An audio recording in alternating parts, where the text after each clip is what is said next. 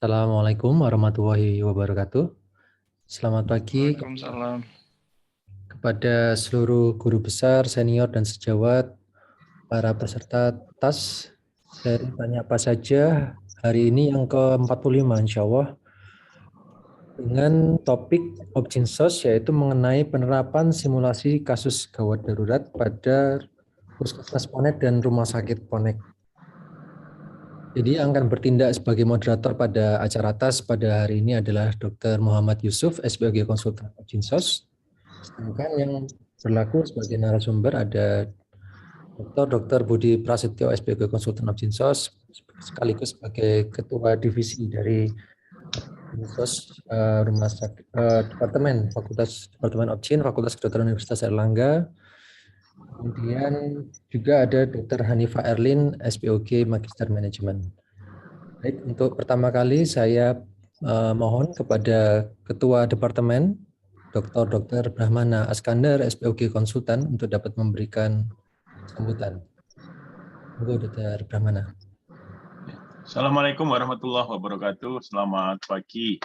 Alhamdulillahirrabbilalamin. Kita diberikan kesehatan oleh Allah Subhanahu wa Ta'ala untuk mengikuti TAS yang ke-45.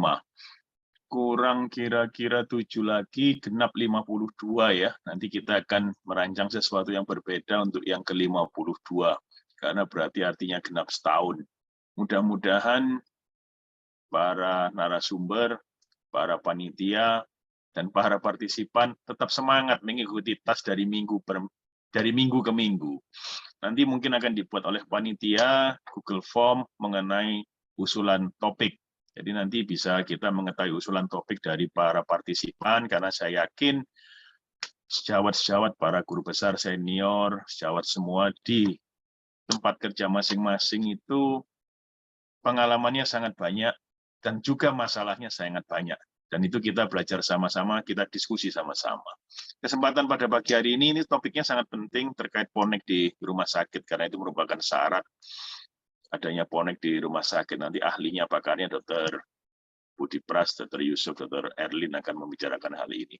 Sekali lagi, apresiasi dan hormat saya untuk para guru besar, senior, sejawat, para narasumber, moderator, dan semua panitia, dan semua partisipan. Sehat selalu semua di penghujung tahun. Mudah-mudahan kita menyongsong tahun baru, di mana tahun baru ini mudah-mudahan pandemi segera berakhir dan kita dapat kembali kegiatan normal offline. Tapi saya yakin sepenuhnya tidak bisa offline, kita sudah terlanjur beberapa dengan online. Terima kasih banyak. Wassalamualaikum warahmatullahi wabarakatuh. Waalaikumsalam warahmatullahi wabarakatuh. Terima kasih Dr. Brahmana. Berikutnya kita akan masuk ke topik mengenai penerapan simulasi gawat darurat di Rumah Sakit Ponek dan Puskesmas Ponek. Seperti kita ketahui bersama, ini merupakan salah satu upaya ya, simulasi gawat darurat untuk menekan tingginya AKI di tempat kita bertugas masing-masing. Baik, saya langsung serahkan saja kepada moderator, pada Dr. Muhammad Yusuf, SPOG Konsultan Ob진sos, untuk memandu acara. Silakan Dr. Yusuf. Baik, terima kasih Dr. Pandu. Assalamualaikum warahmatullahi wabarakatuh. Selamat pagi semuanya. Yang terhormat Ketua ID Cabang, Ketua Popdi Cabang, Kepala Departemen dan KSM Obgyn Rumah Sakit Dr. Sutomo Surabaya, Dr. Brahmana Askandar. Terima kasih atas kesempatannya. Minggu ini minggunya TAS yang ke-52 tadi kalau nggak salah ya. Pada pagi hari ini izinkan kami juga mengucapkan selamat pagi pada guru besar, senior, sejawat, semuanya yang ada di sini, dokter umum mungkin juga ada yang di sini. Pagi hari ini kami akan berbicara dengan Dr. Budi Pras, konsultan Obginsos, dan Dr. Hanifah Erlin, SPOG, akan bicara tentang simulasi kasus gawat darurat. Jadi mungkin apa sih yang dimaksud penerapan simulasi kasus gadar pada puskesmas, layanan obstetrik, konferensi dasar, dan yang di rumah sakit juga, jadi ponet dan ponek. Sebenarnya tujuannya adalah supaya kita terbiasa nantinya dengan kasus-kasus yang kita hadapi kalau kasus itu muncul.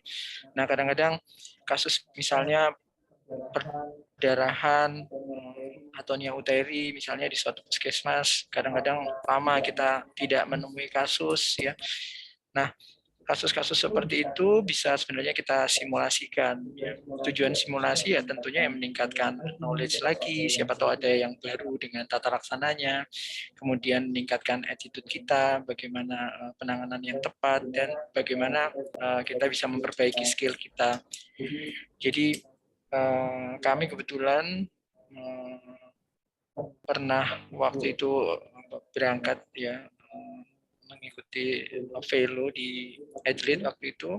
Nah, mereka biasanya institusi pendidikan itu mempunyai semacam laboratorium seperti itu, dan laboratorium itu bisa kita lakukan simulasi, penerapan simulasi. Jadi mereka sudah siap dengan semua macam daminya, uterus, kehamilan yang dami, kemudian darah yang juga seolah-olah dibuat, terus bagaimana kita harus menjahit, bagaimana kita lakukan KBI dan lain-lain. Jadi yang pertama-tama biasanya kita bikin simulasi. Jadi simulasi dengan kasus, kemudian kita bermain peran, ada yang bertindak sebagai dokter, ada yang bertindak sebagai bidan misalnya, kemudian ada yang bertindak sebagai pasien, yang dimaksud seperti itu. Jadi semacam drilling. Kenapa hal ini perlu? Karena nanti membuat kita akan lebih aware lagi karena kita sudah biasa bermain drilling. Sebenarnya drilling seperti ini, simulasi seperti ini bukan hanya di dunia kita saja, di dunia medis atau di dunia objin, tetapi perusahaan-perusahaan besar ya paling enggak mereka sering melakukan drilling, misalnya ada kebakaran di gedung, mereka pada saat drilling itu kadang-kadang tidak diberitahu seperti itu.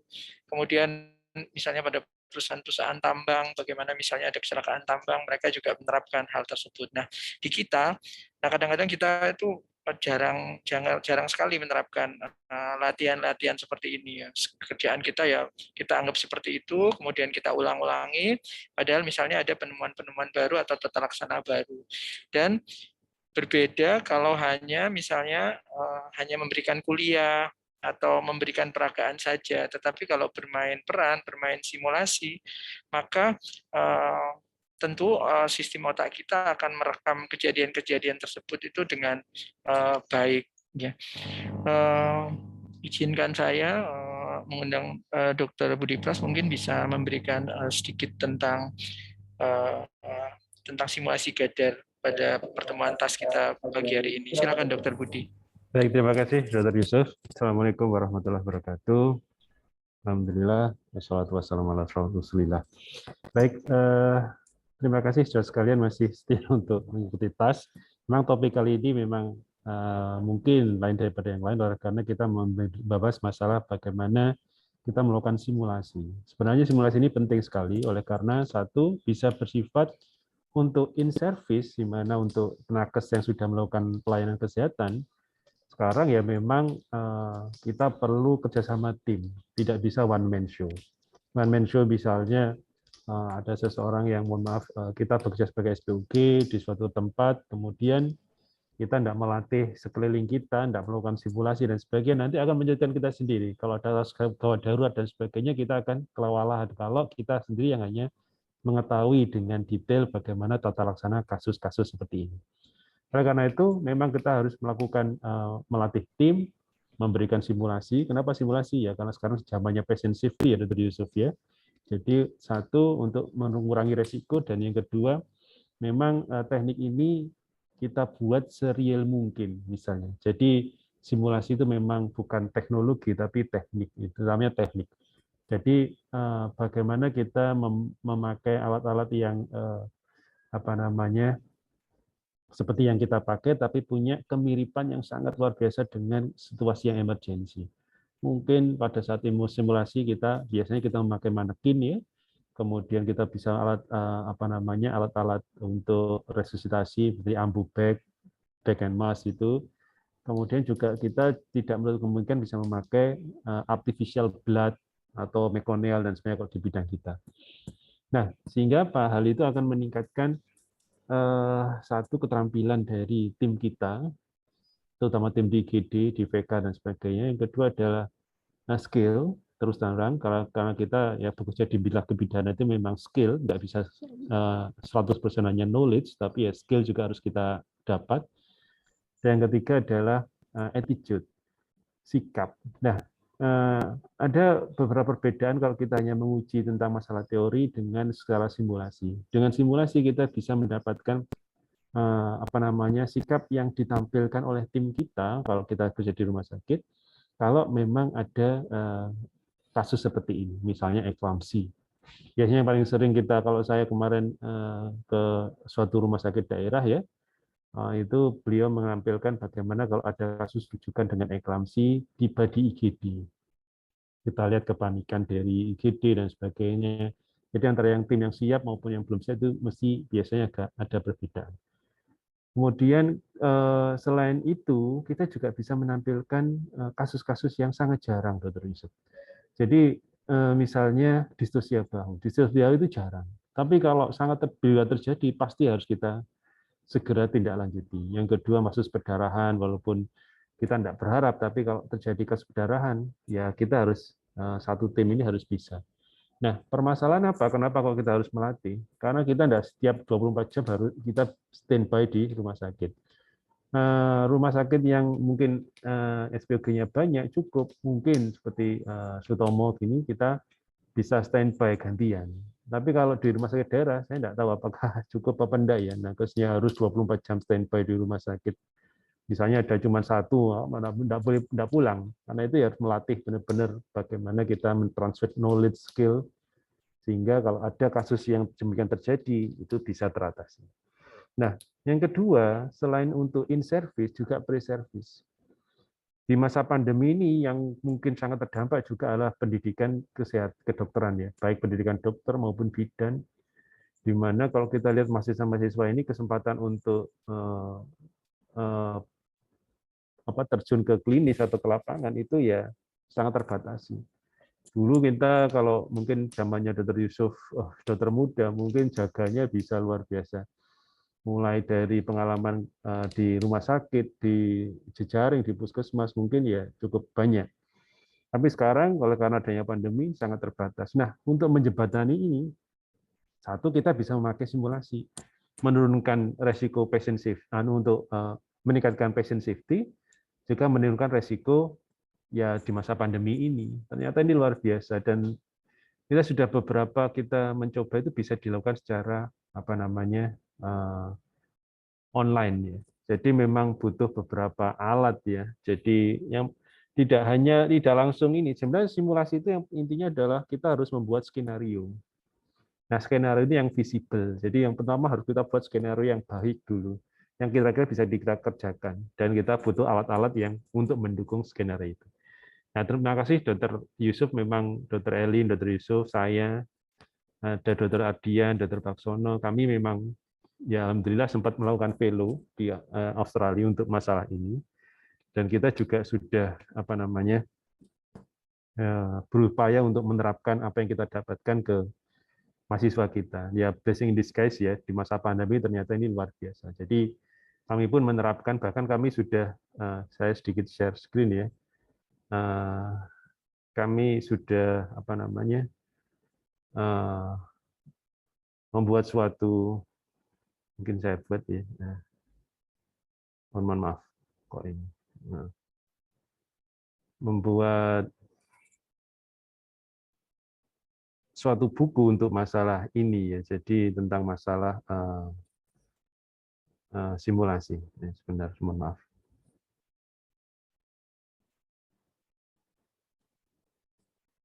Sebentar.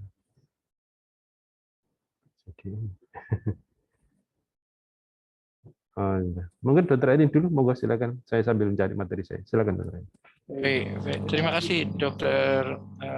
Budi Pras. Tadi Dr. Budi Pras menyinggung intinya untuk kesiapan ya terhadap kasus-kasus yang paling sering kita jumpai tentunya ya. Yang paling dasar adalah misalnya kasus-kasus preeklamsi tadi, kemudian distorsi atau perdarahan. Pembunuh nomor 1 masih eklamsi tentunya, yang paling banyak kalau untuk di Jawa Timur. Dan sebagai informasi saja, data terakhir dari WHO sebenarnya low middle income country ini menyumbang dikatakan itu 99% angka kematian ini. Nah, Dr. Elin, kemarin kita sudah terlibat pelatihan juga yang melibatkan bidan-bidan, dokter di puskesmas, penerapan simulasi ini. Gimana Dr. Elin bisa cerita pengalamannya? Bagaimana kemudian tantangan sekarang, kemarin kita lakukan sebelum pandemik ya, tantangan waktu pandemik ini gimana untuk meningkatkan tetap ya knowledge, skill, dan attitude-nya. Silakan Dr. Elin. Ya, terima kasih Dr. Yusuf. Jadi tadi sudah banyak yang disampaikan oleh Dr. Budi, begitu nggih. Suara saya jelas nggih Dr. Yusuf? Jelas, Dr. Ya. Jadi simulasi ini pada dasarnya memang tujuannya yang pertama adalah untuk ada 3 tujuan sebenarnya, 3 tujuan besar. Yang pertama bisa untuk delivering clinical knowledge. Ya, ini bisa yang pre-service tadi, kemudian bisa meningkatkan clinical performance. Nah, ini yang di Vaskes, dan bisa juga untuk research sebenarnya. Nah, untuk di Vaskes sendiri, Dok, jadi di Vaskes primer, sekunder, dan tersier, simulasi, kemudian drill emergency ini sangat diperlukan. Bahkan di negara maju, ini dilakukan untuk kasus-kasus obstetrik emergency yang rare but deadly gitu ya, jarang tapi mematikan. Nah kalau di kita ini banyak ada yang rare but deadly juga, ada yang often still deadly gitu ya. Jadi HPP dan preeklamsia itu kita banyak sekali kasusnya, dan tata laksananya ini SOP juga sudah terstandar. Tetapi yang harus kita pertanyakan lagi, kenapa kok masih banyak juga kasus yang meninggal akibat preeklamsia dan HPP gitu ya. Nah ini tujuannya kalau di Vaskes memang untuk meningkatkan clinical performance, dan ini tidak terbatas pada tata laksana sesuai dengan SOP saja, tetapi juga bagaimana dukungan dari fasilitas, kemudian sumber daya manusia yang lain gitu. Karena pada saat kita ada emergensi, maka bukan Obgyn dan bidan saja yang terlibat di dalamnya, tapi juga teman sejawat anestesi mungkin, kemudian laboratnya, radiologinya begitu ya. Kalau misalkan ada kebutuhan untuk fotoraks dan sebagainya, ini bisa meningkatkan clinical performance. Dalam artian untuk diagnosis ini menjadi lebih cepat, itu jadi ada penelitiannya sudah ya. Jadi dari penelitian yang dilakukan dengan penggunaan simulasi di fasilitas kesehatan, baik di puskesmas maupun di rumah sakit, ini dapat meningkatkan outcome. Jadi selain menurunkan mortalitas, juga morbiditas ibu dan janin juga menurun gitu ya. Jadi respon time, diagnose to delivery atau incision decision to incision time-nya itu juga significantly reduced gitu. Jadi menurun waktunya, respon time-nya lebih cepat artinya. Kemudian yang kedua juga angka asfiksi pada bayi juga menurun ternyata dengan simulasi atau drill emergency yang tepat. Nah, kemudian angka belum lagi HIE pada bayi. Jadi tidak hanya kita menurunkan morbiditas dan mortalitas ibu, tapi kita juga sudah memikirkan bayinya, menurunkan morbiditas dan mortalitas bayi. Dan simulasi ini sebenarnya ada 2 ya. Jadi simulasi yang betul-betul simulasi, yang satunya adalah drill emergency. Bedanya simulasi ini bisa dilakukan tidak di tempatnya. Jadi misalkan kita lakukan di suatu ruang meeting begitu ya, dengan menyediakan alat-alat yang diperlukan, kita bisa men-setting di situ. Nah, kalau drill emergency ini biasanya dilakukan di tempat kerjanya, sesuai dengan settingnya. Jadi sudah di tempatnya, dan ini dilakukan secara tiba-tiba begitu ya. Jadi yang terlibat adalah director dan aktrisnya saja, sedangkan tim yang di drill ini tidak mengetahui gitu kalau mau ada drill-nya itu dilakukan. Kalau simulasi ini terencana, jadi kita sudah menyiapkan kasusnya, kemudian juga ini bisa diberikan simulasi ini combine dengan metode lain ya, misalkan webinar atau classroom meeting gitu. Kemudian kita lanjutkan dengan simulasi. Jadi yang paling selain dari kasusnya, kemudian kita lihat proses dari simulasinya, kita juga yang terpenting adalah debriefing-nya. Pada saat debriefing itu kita memberikan kesempatan kepada setiap person yang terlibat di situ, baik bidan, perawat, ataupun teman anestesi mungkin, untuk bisa menilai sendiri dulu bagaimana kinerja dari yang telah dilakukan selama simulasi atau drilling emergency. Kemudian bagaimana pendapatnya tentang apa yang masih bisa diperbaiki lagi, masukan-masukan apa yang bisa diberikan, baru kita diskusikan bersama. Jadi debriefing ini sangat penting untuk dilakukan. Jadi bukan simulasinya saja, tetapi bagaimana tim itu merasakan kerjasamanya ini sudah baik atau belum. Dan yang harus diingat, jangan pernah menggunakan kalimat-kalimat negatif, kalimat mengkritik gitu ya. Jadi upayakan selalu menggunakan bahasa yang positif, yang sangat encouraging, sehingga pada simulasi dan drilling ini tidak ada tekanan gitu ya, tidak ada satu ketakutan untuk mengikuti simulasi, karena tujuan awalnya ini memang untuk improving clinical performance, dan kita mengenali dari sistem itu apa yang bisa diperbaiki untuk bisa meningkatkan kualitas pelayanan maternal terkait obstetric emergency. Ya mungkin itu yang bisa saya tambahkan, Dr. Yusuf. Baik, terima kasih Dr. Erlin ya. Penjelasannya sangat detail tadi ya, menyinggung juga masalah bukan hanya pentingnya simulasi, tapi debriefingnya itu yang penting juga ya. Tujuannya ya supaya kita tahu seberapa baik peran kita dan apakah kita merubah suatu protap atau sistem yang sudah ada di tempat kita gitu ya, supaya lebih intinya ya respon time jauh lebih baik ya, kemudian semua juga merasa berperan yang optimal di dalam simulasi tersebut. Mungkin tadi Dr. Budi Plus ada tambahan tadi yang sudah dilakukan di. Baik, terima kasih Dr. Yusuf. Sebenarnya kami hanya menunjukkan bahwa untuk yang sejawat yang terlibat di bidang pendidikan, jadi bisa, kami yang kemarin. Nah, kami sudah membuat suatu buku ini sebenarnya untuk panduan pendidikan. Di sini kita sudah bagaimana cara membuat simulasi, skenario dan sebagainya. Dan ini sudah ada, jadi ada pertanyaan apakah sudah ada di Google Books ya, Dr. Arya ya. Nah, ini aja. Kemudian ingin menambahkan juga untuk Dr. Elin, sebenarnya kalau kita lihat tadi ada pertanyaan apakah sama dengan OSCE ya. Ini beda ya. Kalau OSCE itu kan kita hanya menguji satu keterampilan saja. Misalnya, tolong peragakan masang spiral. Nah, tapi kalau kita lihat simulasi, itu biasanya ada seorang wanita datang dengan keluhan kejang. Tata laksanakan. Nah, sehingga pasti kita satu call for help, kemudian lihat kepanikan, terus who doing what. Misalnya tim dari dokter jaga IGD suruh ngapain, kemudian bidannya ngapain, ada perawat nurse ngapain. Itu kita bisa melihat bagaimana cara kerjasama mereka, jadi interprofesional collaboration-nya. Kemudian kalau setelah itu bagaimana juga berkolaborasi, misalnya kita melihat cara stabilisasi. Kalau kita lihat stabilisasi kan ada dua jenis ya. Nanti stabilisasi di mana untuk menunggu tindakan definitif. Jadi misalnya kita kerja di IRD ya, IRD Stomo. Di lantai 1 ada kasus emergensi. Kita stabilkan sampai menunggu lantai 5 siap, lantai 5 kamar operasi. Jadi selama menunggu kamar operasi siap, kita harus melakukan stabilisasi. Nah, disitulah peran kita bagaimana melakukan drill emergency, bagaimana stabilisasinya sampai benar-benar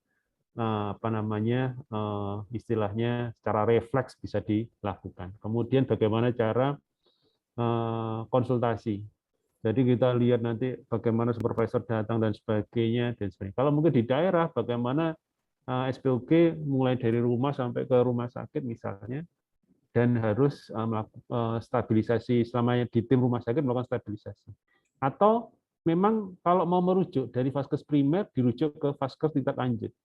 Itu juga melakukan stabilisasi. Lalu kita bisa grilling di situ. Apa yang dilakukan di vaskes primer, apa yang dilakukan selama rujukan, dan apa yang dilakukan pada saat menerima, termasuk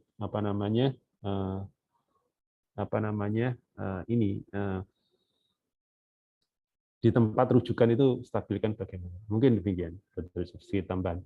Jadi beda dengan OSCE, Dr. Arya ya. Jadi sangat berbeda dengan OSCE. Memang mirip dengan kalau kita pernah ujian ATLS ya atau ACLS ya. ATLS itu biasanya kan ada skenario. Tapi biasanya yang diuji hanya satu orang, kita saja yang diuji. Tapi kalau simulasi kita bisa ada 10 orang kita lakukan ayo simulasi. Jadi memang kita benar-benar melihat bagaimana kerja tim aja. Karena itu kita sebagai mentor, sebagai fasilitator, biasanya kita membuat skenario, kemudian kita laksanakan, oh kira-kira skenario ini bisa dilaksanakan, dan kita buat serial mungkin. Mungkin ada sedikit perbedaan kalau kita melakukan kalau ya pengalaman kami yang di Australia itu fellowship. Kalau saya lihat ruang simulasinya itu mirip dengan ruang IGD rumah sakit Flinders ya. Kami itu di Flinders. Antara ruang IGD dengan ruang simulasi itu mirip persis, alat-alatnya, bahkan letak tempat tidurnya itu sama. Wah, kenapa kok sampai mirip? Ya supaya kalau ada nakes yang sudah simulasi di sini, kemudian bekerja di tempat realnya, sama sekali tidak bingung di mana tempatnya, persis tempat obatnya, bagaimana posisi tempat bednya. Saya kira luar biasa. Tapi ya memang biayanya butuh besar. Karena itu kita sudah mengembangkan low cost, jadi yang low cost dan high fidelity. High fidelity itu kemiripannya tinggi. Misalnya kita kalau mengajar kita butuh artificial blood ya. Kalau artificial blood beli itu ada artificial blood tapi mahal. Dan sekali pakai mungkin bisa habis 1 liter dan sebagainya. Sehingga misalnya kita mau mengajak simulasi HPP, kita benar pakai artificial blood 500 cc. Oh 500 cc itu segini ya. Jadi jelas-jelas 500 cc itu segini sudah HPP. Bagaimana kalau 1 liter? Tapi itu mahal. Karena itu sebenarnya kita mengembangkan teknologi yang lebih murah, ya kita sudah ada bukunya juga, nanti bisa didapatkan low tech high fidelity. Kita buat resep-resepnya membuat artificial blood, mungkin lebih memudahkan untuk kita sebagai pengguna. Mungkin demikian Dr. Yusuf. Dr. Edi mungkin bisa ada tambahan. Ya.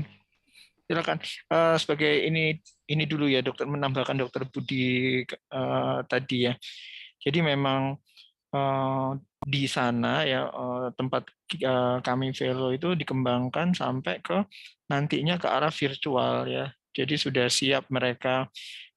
Memang teknologi virtual kan akan berkembang ya ke arah metaverse dan lain-lain, tapi mereka rupanya sudah berpikir ke arah sana, bagaimana simulasi itu nanti bisa melibatkan mungkin nggak hanya di center kita, tapi melibatkan dengan center lain ya, dengan simulasi yang sudah diketahui, misalnya ini kasus apa, kemudian yang paling penting juga selain pelaku peran itu ada juga yang menilai gitu ya, dan harus posisinya harus di switch, harus diganti ya. Bagaimana kalau kita dinilai, terus bagaimana saat kita dinilai seperti itu, dan kemudian ada daftar tilik yang sudah menjadi protap sebenarnya. Jadi nanti di sana kita akan bisa menilai apa-apa yang sudah dipenuhi, apa-apa yang kurang. Kemudian saat debriefing nanti akan kita kita ungkapkan lagi nanti. Mungkin Dr. Elin bisa nambahkan. Iya, jadi untuk menambahkan gambarannya lebih lengkap, lebih jelas lagi tentang simulasi, jadi step-stepnya itu ada beberapa. Jadi pertama kita tentukan dulu siapa pemeran-pemerannya ini ya, jadi dari bidan, perawatnya, kemudian dokter umumnya yang berjaga, kemudian dokter kandungannya, misalkan contoh. Kemudian kita akan siapkan skenario yang tadi sudah disinggung oleh Dokter Budi. Jadi skenario itu detail mulai dari awal. Yang pegang ini nanti adalah direkturnya, jadi yang pegang kasusnya ini ya. Jadi pesertanya sendiri nanti tidak akan diberitahu tensinya akan berapa, responnya setelah terapi bagaimana, itu bisa dimodifikasi. Misalkan contohnya kasusnya pasien datang ke IGD mengeluh nyeri kepala misalkan. Kemudian datang nanti hasil pemeriksaan yang diberitahukan oleh direktur sesuai dengan yang diminta oleh pelakunya. Jadi tidak semua di-provide sejak awal, misalkan pasien datang tensi sekian-sekian, tidak. Jadi pada saat datang dengan keluhan nyeri kepala dan nyeri perut misalkan, kemudian yang memeriksa itu mungkin anamnesis dulu lama dan sebagainya, kita jawab sesuai dengan pertanyaan dari pemeriksanya. Misalkan ditanya lama ternyata, enggak tensi-tensi, enggak segera disuruh tidur, tapi disuruh duduk terus anamnesis. Nah, itu kita ikuti saja. Nah, kemudian setelah itu misalkan pasiennya anamnesis, ditanya riwayatnya sebelumnya bagaimana Bu, yaitu kita berikan informasinya. Kemudian pasiennya baru disuruh tidur misalkan ya, karena responnya agak lama, akhirnya dibuat jadi kejang di tempat tidur. Nah, itu bisa juga. Jadi skenario itu ada, berkembang sesuai dengan situasi dan responnya dari yang dilatih simulasi ini, begitu ya. Jadi betul-betul kita upayakan, walaupun kita low fidelity misalkan, dengan fasilitas yang kita punya, kita buat semirip mungkin dengan aslinya. Jadi nanti outcome-nya juga tergantung. Ternyata kalau responnya kok lama ya, sampai beberapa menit itu belum dipasang infus, sampai beberapa menit itu belum diberikan MGSO4, belum terdiagnosis juga. Nah, itu nanti bisa jadi satu masukan gitu ya untuk kerja tim ini. Kayak gitu. Atau kalau misalkan ini sudah webinar begitu ya. Webinarnya preeklamsia, kemudian kita lanjutkan dengan simulasi, maka kita akan melatih respon time. Jadi kita menentukan dalam simulasi ini dalam 15 menit gitu, apa aja yang bisa dikerjakan begitu. Jadi simulasi ini bisa dikerjakan secara berkala gitu ya, untuk kepentingan peningkatan clinical performance dari vaskes kita. Jadi mungkin dikerjakan 2 bulan sekali dengan tema yang berganti-ganti, atau juga kalau ada insidentil, misalkan kok kita ada bayi yang meninggal karena fetal distress misalkan. Kemudian kita evaluasi respon time-nya ternyata agak lama. Nah, ini yang kita bisa address dengan melakukan drill emergency. Misalkan pasien decision fetal distress, bagaimana responnya kita dalam memberikan resusitasi intrauterin sambil mempersiapkan OK-nya, telepon berapa lama, respon obgynnya dan anestesi berapa lama, ini bisa disimulasikan. Dan nantinya kalau ini dilakukan berkala, semua komponennya akan berinterpretasi bahwa ini harus dijalankan gitu. Jadi akhirnya secara sendirinya karena ini berkala sesuai SOP dan yang terlibat ini sudah multiprofesional gitu ya, dari obgyn, anestesi, bidan, perawat, sehingga semuanya dengan sendirinya akan meningkatkan clinical performance masing-masing sesuai dengan standarnya. Itu sih yang diharapkan ya. Baik, Dr. Elin, ini Dr. Pujo raise hand. Dr. Pandu minta tolong. Mungkin ada diskusi dengan Dr. Pujo. Silakan Dr. Pujo. Coba bisa dipromot sebagai panelis nih, Dr. Firda. Dr. Firda. Iya. Bisa didengar, Pak. Bisa, Dok. Ya. Terima Silakan, kasih. Dok. Menarik sekali saya kira. Ini pelatihan ya, simulasi ini ya. Betul, Dok. Semacam seperti itu, Dok. Iya. Sudah diterapkan di sini belum? Sudah, Dok. Sudah kita latihkan juga, Dok. Waktu kita pulang itu kita sempat ada beberapa kali pelatihan, kemudian membuat yang namanya low cost high fidelity itu yang kita lakukan juga. Karena kan alat-alatnya mahal, kemudian bagaimana kita modifikasinya, Dok. Ya kalau sebetulnya kalau disimplifikasi ya, barangkali mungkin ya ini eksekusinya. Mungkin teman-teman kan banyak juga teman-teman opsos di daerah-daerah ya. Mungkin kita coba di level Jawa Timur, kemudian kita langsung simulasinya itu di tempat ya, setempat. Tentunya dengan menghubungi direktur, karena ini kalau terkait dengan multidisiplin pastinya kan nggak bisa kita menerobos sendiri. Jadi mungkin ada simulasi di rumah sakit mana di wilayah Jawa Timur atau katakanlah di wilayah Bogi Surabaya, saya kira bagus sekali. Ini kan melatih kesungguhan. Yang saya khawatir nanti simulasinya bagus tapi dokternya nggak tahu, dokter spesialis SPOK-nya balik mana. Karena kira-kira kuncinya kan ada di sana. Terima kasih Pak Yusuf, tapi bagus sekali saya kira konsepnya. Terima kasih. Iya, terima kasih Dok. Terima kasih Dr. Pujo. Ini sedikit mungkin saya share Silakan sedikit. Dr. Pujo. Ya. Ini materi pendampingan rumah sakit ya. Jadi kami dari Sutomo kan rutin mendampingan ya. Jadi misalnya begini Dr. Pujo, ini ada skenario misalnya di mana kita harus melakukan pencegahan apakah ibu ini preventable death apa enggak. Misalnya ada kasus seperti ini di vaskes tingkat primer 10 jam, lahir bayi 4 kilo, HPP, rujuk rumah sakit, meninggal di IGD. Dan 90% memang pasien kasus meninggal itu memang di rumah sakit sekarang. Tapi kalau kita bisa melakukan simulasi, mana yang bisa kita perbaiki, kan kita sekarang juga melakukan audit maternal ya Dok ya. Jadi bisa seperti ini misalnya. Kalau ada HPP, stabilisasi dulu di tempatnya, di FKTPL-nya itu bagaimana setelah stabilisasi. Kemudian kita juga bisa menghubungkan bagaimana menghubungi rumah sakit yang mau dirujuk. Dan terkait rumah sakit kita juga bisa melakukan simulasi misalnya rumah sakit mana yang mampu melakukan misalnya pertolongan HPP dengan komprehensif atau kasus yang misalnya dengan kasus kegawatan jantung dan sebagainya. Kalau seperti ini mungkin tapi hasilnya tetap meninggal. Kita lihat lagi skenario yang lain mungkin. Mana yang delay? Di IGD delay, di FKTP tetap delay dan sebagainya. Kalau kita lihat lagi ada skenario yang lain lagi. Kalau sekarang hubungi PMI sambil dirujuk dan lapor supervisornya sebelum sudah sampai di IGD sudah melakukan riset. Ini juga outcome-nya juga berbeda.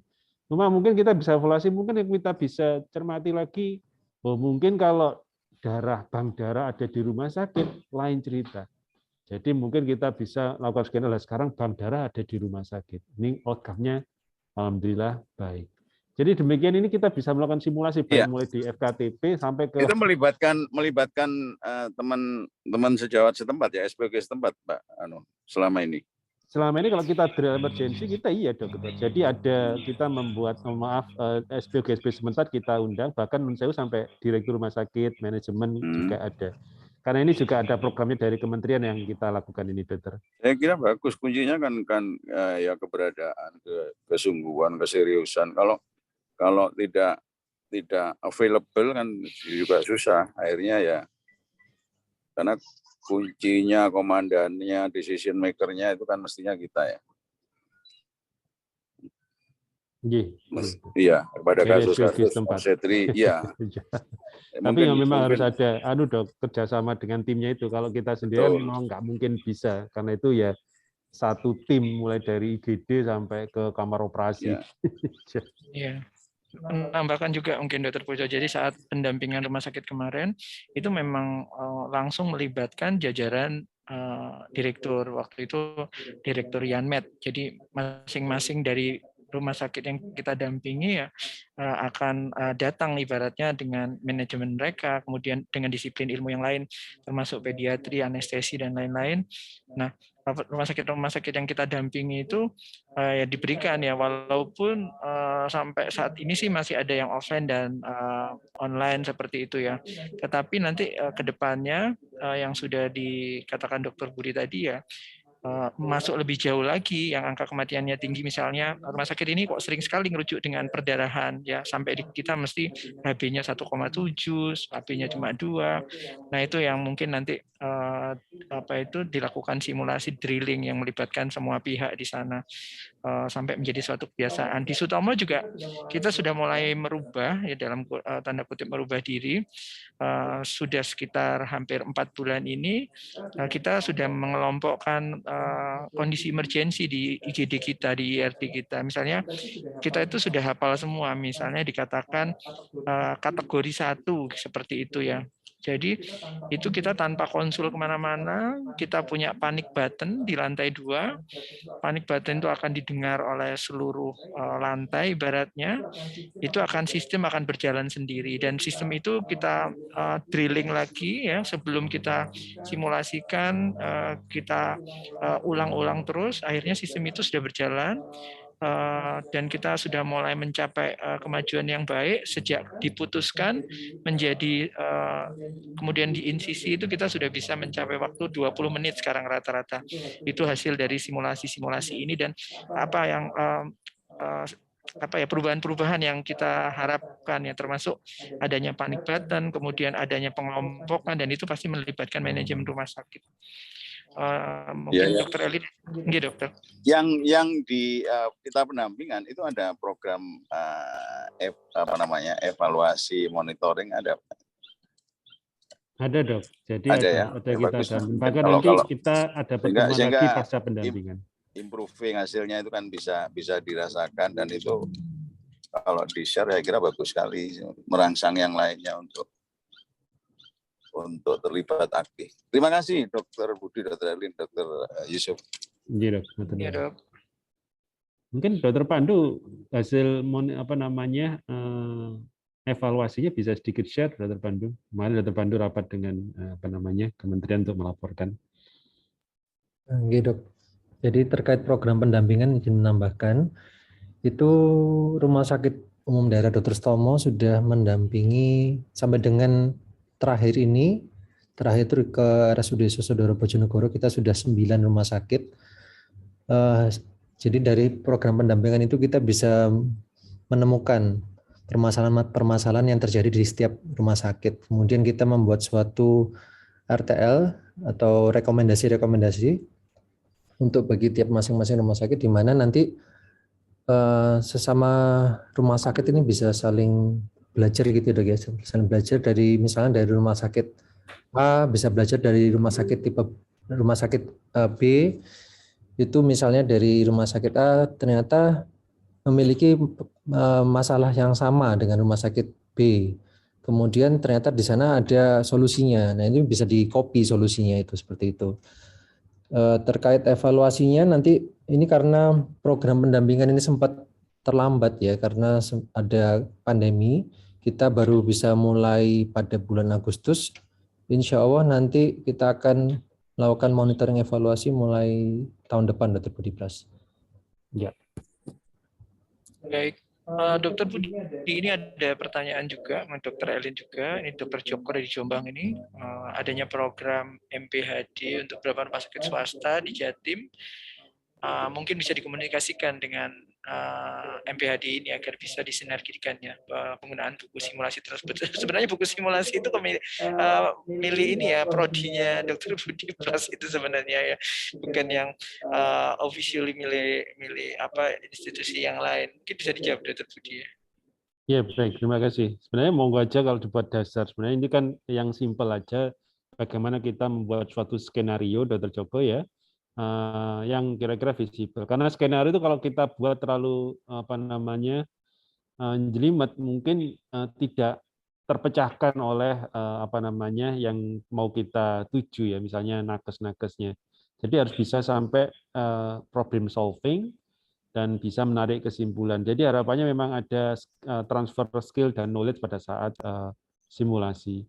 Dan monggo saja kalau mau dipakai, dan ini ada juga sebenarnya yang kita kembangkan itu seperti dari Dr. Erlin, Dr. Yusuf adalah bagaimana kita yang selain simulasi metodenya, tekniknya, kita juga mengembangkan bagaimana melakukan simulasi itu dengan cara menggunakan low teknologi yang tidak terlalu sophisticated, tapi high fidelity, memiliki kemiripan. Justru itu yang mungkin bisa diambil untuk ya monggo untuk pembelajaran. Kita menggunakan alat-alat sederhana tapi mempunyai fidelitas yang tinggi atau kemiripan dengan realnya yang tinggi. Bisa dalam Joko bisa dianukan. Baik, ini bisa kita tindak lanjuti. Terima kasih. Baik, terima kasih. Dr. Elin mungkin ada tanggapan pertanyaan Dr. Joko?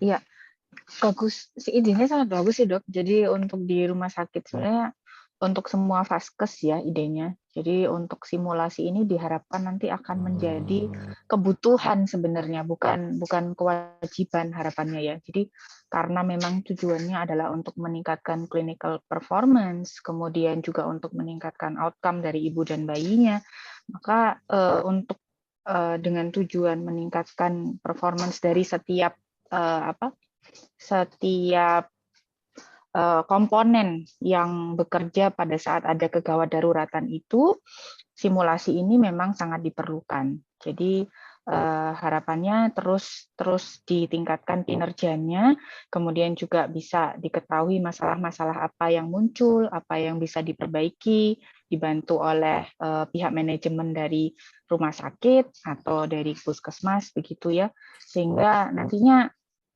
dalam tata laksana kegawat daruratan obstetri ini menjadi lebih mudah dengan outcome yang lebih baik, itu lebih cepat juga respon time-nya.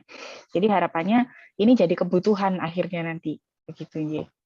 Ya, terima kasih Dr. Ini Yusuf. mungkin kalau sedikit yang MPAD itu memang program lanjutan, biasanya kita tahu emas, kita tahu jalin, sekarang ya momentum ini ya. Nanti kita bisa hubungi biasanya Dr. Hood ya ini ya, Dr. Yusuf ya. Mungkin ya, tapi nanti bisa kita hubungi Dr. Hood. Terima kasih Dr. Joko masukan.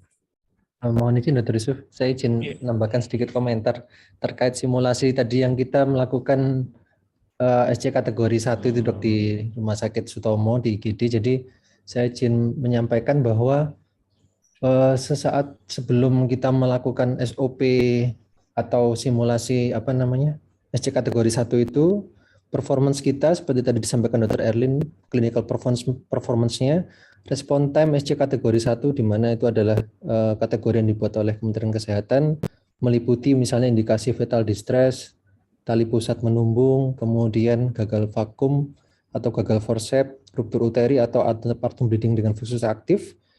Itu respon time-nya yang ideal adalah di bawah 30 menit.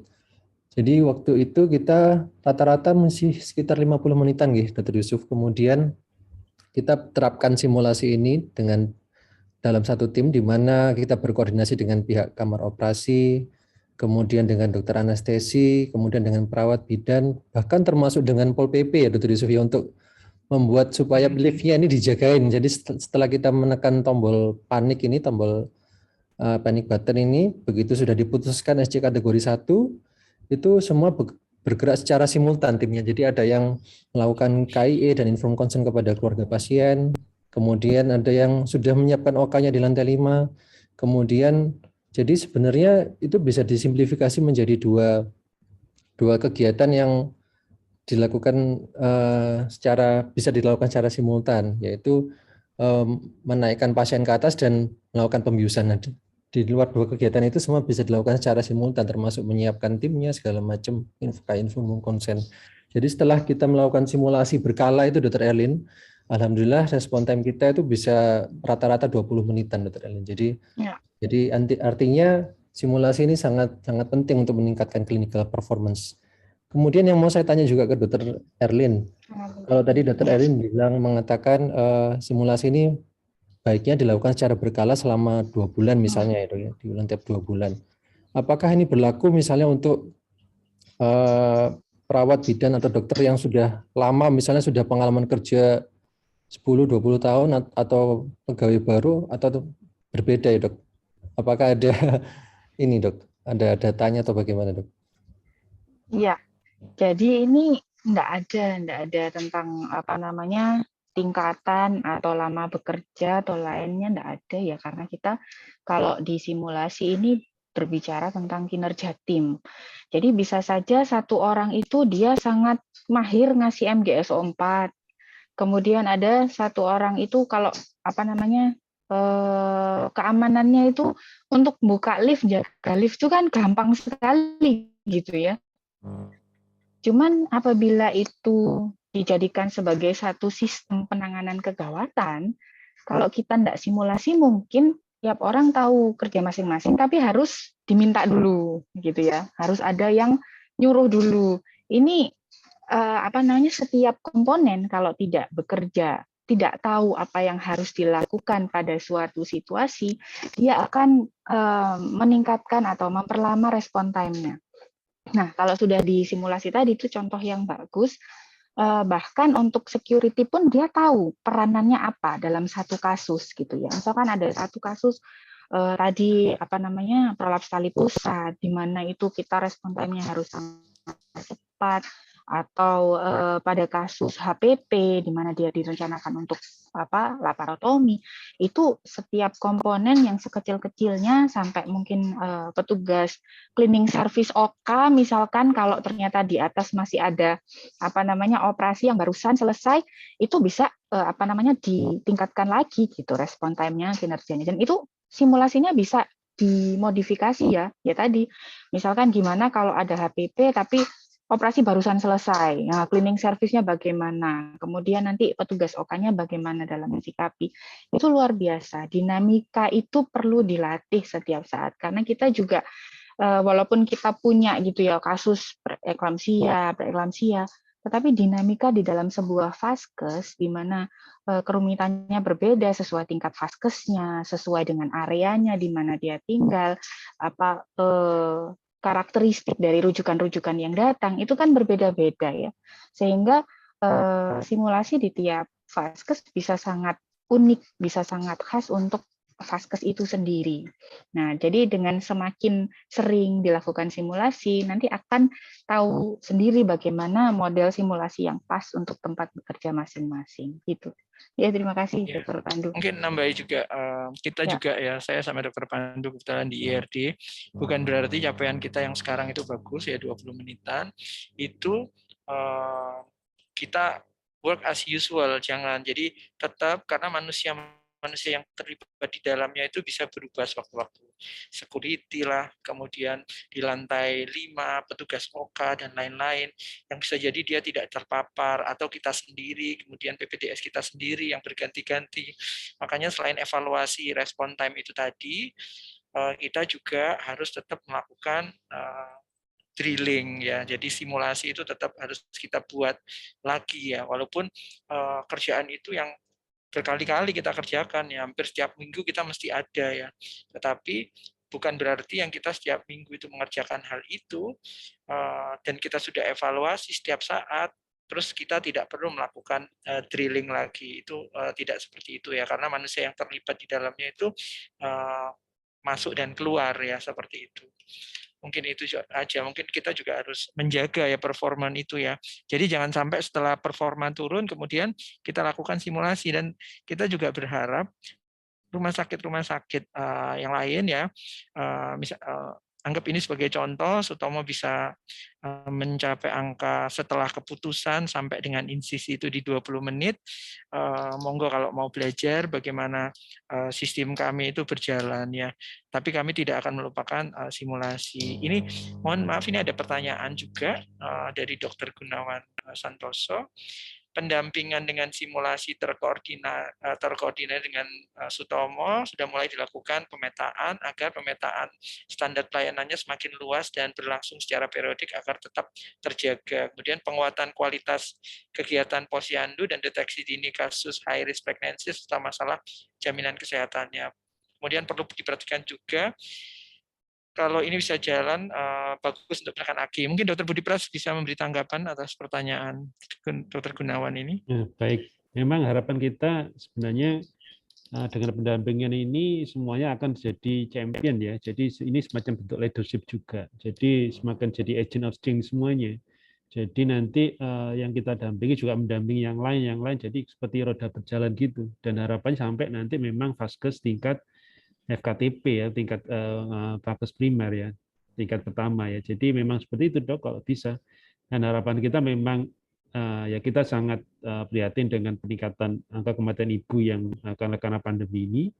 Ya karena tapi itu harus jadi suatu momentum untuk kita untuk ya kita berbuat sesuatu lah, jadi berubah intinya seperti itu untuk mengatasi ini semua. Dan ini ada komentar dari Dr. Ari Widiasa ini juga bagus ini. Jadi harapannya nanti setelah simulasi jadi kayak habit ya, jadi kayak kebiasaan. Ya benar ya. Jadi nanti jadi refleks jadi ya. Jadi semuanya kasus HPP langsung semua berefleks. langsung rujuk kemana sudah jelas. Jadi ada pemetaan nantinya memang. Semuanya akan memetakan diri sendirinya harapannya, kemudian vaskes tingkat primer ini bisa KTP ini bisa merujuk kemana yang kira-kira bisa tertangani, sehingga harapannya terakhir ya jangan sampai terjadi rujukan estafet. Kami di Sutomo masih ada, mohon maaf ya, ada beberapa kasus pasca operasi sesar kemudian ada komplikasi dirujuk. Sebenarnya kalau bisa memang kalau memang ada bleeding harapannya ditangani di situ juga, karena ya mestinya ya apa yang harus kita perbaiki, mungkin kita bisa perbaiki, jangan berulang terus. Mungkin apa yang ditingkatkan, oh kami belum ada skill untuk melakukan ini ya kita bisa melakukan pelatihan dan pendampingan dan sebagainya. Itu harapan kita sebenarnya. Mungkin demikian. Terima kasih. Ya, terima kasih Dr. Budi Pras. Mungkin ada tambahan Dr. Erlin, kurang 4 menit lagi kita sudah menuju jam 11 ini. Silakan Dr. Erlin. Cukup rasanya Dr. Yusuf. Jadi utamanya memang bagaimana persepsi kita harus disamakan dulu gitu ya, karena memang simulasi itu melibatkan lintas profesi, jadi bukan hanya Opjin saja. Opjin dari kita karena bisa menjadi leader bisa, atau siapapun bisa juga mulai menginisiasi gitu. Jadi karena ini memang kerjasama tim, jadi yang penting disamakan dulu persepsinya. Bagaimana sih simulasi ini kita butuhkan untuk kinerja di tempat kita bekerja, begitu. Bagaimana simulasi ini bisa membawa manfaat. Dan nanti setelah simulasi, debriefing, kemudian evaluasinya, apakah ada peningkatan setelah dilakukan simulasi, itu juga sangat penting. Sehingga berkesinambungan begitu ya, bukan hanya menjadi agenda saja simulasinya. Jadi semua orang yang terkait di dalamnya, semua komponen dalam tata laksana pegawai daruratan maternal tersebut harus bisa merasakan manfaatnya, kemudian juga bisa diukur gitu peningkatan kinerjanya. Ya, kira-kira itu Dr. Yusuf. Baik, terima kasih. Mungkin Dr. Budi ada penutup mungkin yang perlu disampaikan sebelum kita akhiri. Baik, mungkin untuk penutup aja. Jadi simulasi ini sejauh sekalian bisa menggunakan teknik ini. Ini bukan teknologi, tapi teknik aja. Jadi harapan kita bisa menerapkan in-service pada tim kita di rumah sakit. Harapannya ya meningkatkan knowledge, skill, dan attitude ya, sikapnya. Karena ada yang sangat panik, ada yang tenang saja, ada yang slow respon, yaitu harapannya terbuat standar. Kemudian juga ada pre-service kalau sekalian berkecimpung di bidang pendidikan. Nah ini sangat berguna sekali di masa pandemi ini, karena satu, masih ada pembatasan untuk praktek di rumah sakit dan sebagainya, tapi kita juga tidak boleh downgrade ya kompetensi dari calon-calon penerus nakes ini, ya salah satunya dengan simulasi ini. Jadi sangat berguna sekali simulasi ini ternyata. Jadi dan dilakukan berulang-ulang supaya satu, ya memang jadi kebiasaan, jadi refleks, kemudian kasus-kasus yang langka yang jarang terjadi itu bisa kita praktekkan terus-menerus, dan bukan hanya untuk kita sendiri, tapi untuk tim, terutama adalah kerja tim, karena ya untuk pelayanan maternal memang kalau bisa ya memang kerja tim, tidak bisa kita sendiri-sendiri. Mungkin demikian Dr. Yusuf, terima kasih. Kurang lebihnya mohon maaf. Assalamualaikum warahmatullahi wabarakatuh. Waalaikumsalam. Terima kasih Dr. Budi. Baik, ya sebelum saya kembalikan ke host Dr. Pandu. Jadi kami di Departemen di KSM Opjin, Rumah Sakit Umum Dr. Sutomo, juga di POKI Cabang Surabaya ini sangat membuka ya diskusi atau misalnya suatu permohonan bagaimana menerapkan simulasi-simulasi ini ke puskesmas atau ke rumah sakit ya yang menjadi rujukan-rujukan ke kita ya, monggo. Jadi bisa diskusi, bisa kontak ke kami ya, simulasi-simulasi seperti apa yang bisa dimainkan di tempat-tempat kita semua bekerja ya. Tujuannya satu, menurunkan morbiditas dan mortalitas ibu dan anak. Mungkin itu aja. Saya selaku moderator mengucapkan terima kasih kepada Dr. Budi Pras, kemudian Dr. Hanifah Erlin, dan Dr. Pandu. Apabila ada yang salah, kami mohon maaf. Billahi taufik wal hidayah. Assalamualaikum warahmatullahi wabarakatuh. Saya serahkan kembali ke Dr. Pandu. Silakan Dr. Pandu. Waalaikumsalam warahmatullahi wabarakatuh. Terima kasih Dr. Yusuf. Terima kasih kepada Dr. Budi Prasetyo dan Dr. Hanifa Erlin sebagai narasumber. Terima kasih juga kepada seluruh para peserta yang telah setia dan menyimak tas dari yang pertama sampai dengan yang ke-45 hari ini. Saya sudah membagikan itu Google Form untuk masukan. Kami sedang menyiapkan ya acara ulang tahun TAS yang ke-52, yang ke-1 tahun. Jadi insya Allah nanti pada TAS yang seri ke-52, jadi sekarang 45, 7 seri lagi. Kami mohon masukan dari para peserta yang setia ini, bagaimana konsep TAS yang diinginkan. Jadi kita inginnya mengemas satu topik besar begitu, kemudian konsepnya seperti apa yang diinginkan. Nanti masukan dari senior dan sejawat sekalian sangat-sangat berharga bagi kami. Akhir kata, saya sebagai host undur diri, mohon maaf atas segala kekurangan. Terima kasih banyak. Sampai berjumpa pada tas berikutnya setiap hari Rabu pukul 10 sampai jam 11. Assalamualaikum warahmatullahi wabarakatuh.